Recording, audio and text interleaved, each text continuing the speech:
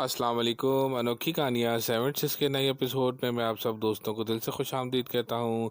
दोस्तों, आज मैं आपको एक और ज़बरदस्त कहानी सुनाने जा रहा हूँ जिसका नाम है समझदार लड़का।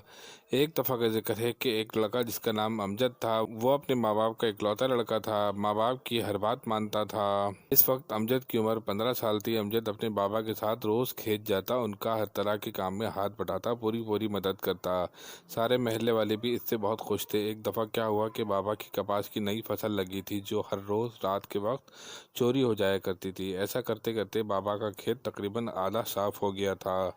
इसके बाबा ने पुलिस को रिपोर्ट भी करवाई थी। पुलिस का कहना था कि कोई सबूत नहीं है, अगर कोई सबूत होता तो हम कोई कार्रवाई कर सकते थे। ये सारी बातें अमजद के दिमाग में घूम रही थी। एक दिन क्या हुआ, इसने रात के टाइम एक दोस्त से मोबाइल फ़ोन लिया और इसको दरख्त के पास ऐसे करके ऊंचाई पर बांध दिया ताकि चोर को भी दिख ना सके। चुनाचा अगली सुबह भी यही हुआ कि थोड़ी फसल गायब थी। अमजद ने बाबा से कहा कि बाबा, मैंने खेतों में एक दरख्त के पास मोबाइल को ऑन करके वीडियो चलाकर छोड़ दिया था, इसमें कोई न कोई सबूत रिकॉर्ड हुआ होगा। अमजद और बाबा खेत गए और देखा कि मोबाइल दरख्त के साथ लिपटा हुआ था। रात के अंधेरे में चोर को फ़ोन नहीं दिखा और सारी वीडियो रिकॉर्ड हो गई।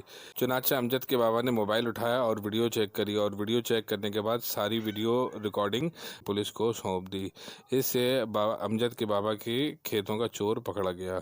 दोस्तों, ये थी समझदार लड़के की कहानी। अगर आपको ये कहानी अच्छी लगी तो कमेंट्स में राय का इज़हार कीजिए, कहानी को शेयर कीजिए और अनोखी कहानियाँ 76 के चैनल को सब्सक्राइब कीजिए। अस्सलाम वालेकुम।